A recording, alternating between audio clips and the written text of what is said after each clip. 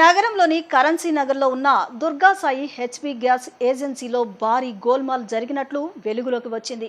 ఈ ఏజెన్సీ ప్రొపరైటర్గా ఈది మల్లేశ్వరి తెలిపిన వివరాల ప్రకారం సుమారు 9 ఏళ్ల క్రితం ప్రారంభమైన ఈ గ్యాస్ ఏజెన్సీలో మేనేజర్గా పనిచేస్తున్న గోగుల దినేష్ కుమార్ తనను ఘోరంగా మోసం చేశారని ఆమె ఆవేదన వ్యక్తం చేశారు.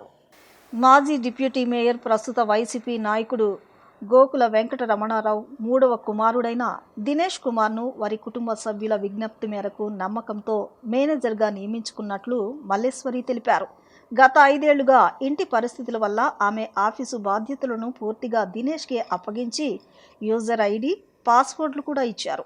అయితే హైదరాబాద్లోని రియల్ ఎస్టేట్ వ్యాపారం పేరుతో దినేష్ అన్నయ్య గోగుల విజయ్ కుమార్ సుమారు 500 కోట్ల రూపాయల కుంభకోణానికి పాల్పడ్డారని తెలియడంతో మల్లేశ్వరి అప్రమత్తమై తన ఏజెన్సీ లెక్కలు సరిచూడాలని కోరారు. అప్పటి నుంచి దినేష్ ప్రవర్తనలో మార్పు వచ్చిందని, ఆమెను ఆఫీసులోకి రానివ్వకుండా అడ్డుకోవడమే కాకుండా ప్రొపరైటర్ రూమ్కి తాళాలు వేసి ఇబ్బందులకు గురి చేశారని ఆమె పేర్కొన్నారు.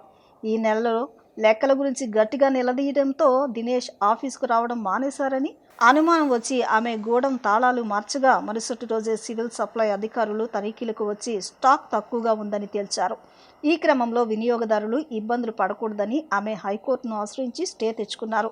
ప్రస్తుతం దినేష్ కుమార్, అతని అన్నయ్య విజయ్ కుమార్ మరియు తండ్రి వెంకట రమణారావు కలిసి తనను బెదిరిస్తున్నారని, ఆడపిల్లనని చూడకుండా దౌర్జన్యం చేస్తున్నారని మల్లేశ్వరి ఆరోపించారు. ఏజెన్సీని తమకు అప్పగించకపోతే తీవ్ర పరిణామాలు ఉంటాయని వారు హెచ్చరిస్తున్నట్లు ఆమె తెలిపారు. ఈ విషయమై ఇప్పటికే పోలీస్ కమిషనర్కు ఫిర్యాదు చేసినట్లు ఆమె పేర్కొన్నారు. ప్రభుత్వం, సివిల్ సప్లై అధికారులు మరియు మీడియా స్పందించి తమకు న్యాయం చేయాలని ఆమె వేడుకుంటున్నారు. నేను Durga Sai HP gas agency dealer అండి. కరెన్సీ నగర్ లో ఉంది నా ఏజెన్సీ. నా పేరు ఈది మల్లేశ్వరి. 9 ఇయర్స్ అయిందండి. 2017లో స్టార్ట్ చేసాం మేము వ్యాపారాన్ని. అప్పుడు మా బంధువుకి తెలిసిన వారి ద్వారా ఈ గోగుల దినేష్ కుమార్ అంటే గోగుల వెంకట రమణారావు గారు మాజీ డిప్యూటర్ గా పనిచేశారు. ఈయన ఇప్పుడు వైసీపీలో ఉన్నారు. వాళ్ళ మూడో అబ్బాయిని నేను మేనేజర్ గా తీసుకున్నానండి. వాళ్ళ రిక్వెస్ట్ వల్ల.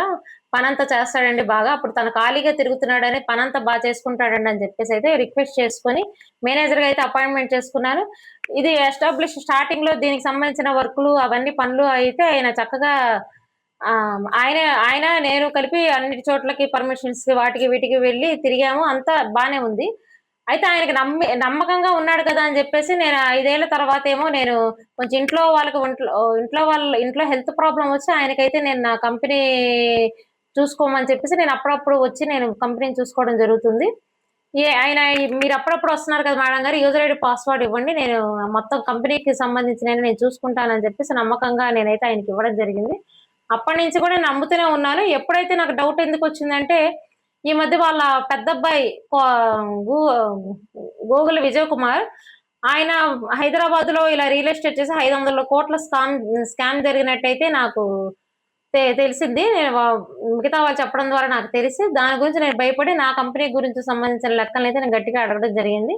అడిగిన కానించి ఆయన చాలా వేరియేషన్స్ చూపిస్తూ నన్ను ఆఫీసులో కూడా ఎంటర్ అవ్వనివ్వకుండా, ఆఖరికి ఈ మధ్య జరిగిన ఇన్స్‌పెక్షన్స్ కూడా నాకు సమాచారం ఇవ్వకుండా అలా చేశాడు.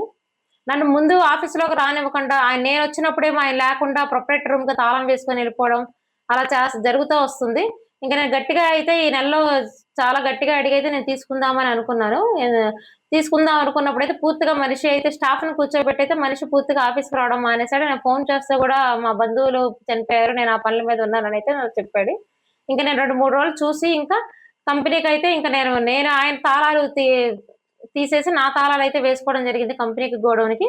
అప్పటినుంచైతే ఇంక నేను స్వాధీనం చేసుకున్న మొదటి రోజే సివిల్ సప్లై వాళ్ళనైతే పంపించేసి ఇక్కడ సివిల్ సప్లై వాళ్ళు వచ్చైతే ఇక్కడ ఇన్వెస్ట్ వాళ్ళొచ్చైతే బండలు స్టాక్ లేదు అని చెప్పేసి వాళ్ళు కూడా మాట్లాడడం జరిగింది. మేడం నా దగ్గర స్టాకు సంబంధించిన వివరాలు లేవు. ఇలాగా పోలీస్ కంప్లెయింట్ కూడా ఇవ్వడం జరిగింది మా మేనేజర్ మీద. మాకు కొంచెం టైం ఇవ్వండి అంటే, వాళ్ళైతే గోడౌన్‌కి తాళాలు వేసుకోవడం జరిగింది. కన్స్యూమర్స్ ఇబ్బంది పడడం వల్ల నేను హైకోర్టుకెళ్ళైతే స్టే తీసుకోవాల్సొచ్చింది.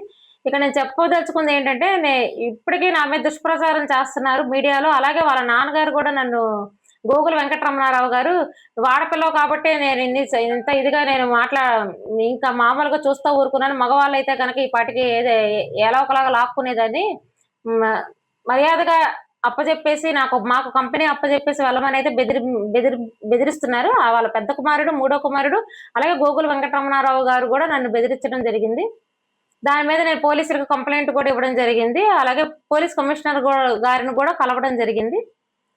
ఆమ్, దయచేసి నాకు గవర్నమెంట్ వారి నుంచి కానీ, సివిల్ సప్లై వాళ్ళ నుంచి కానీ, మీడియా నుంచి కానీ నాకు న్యాయం జరిపించవలసిందిగా దయచేసి ప్రార్థిస్తున్నాను నేను.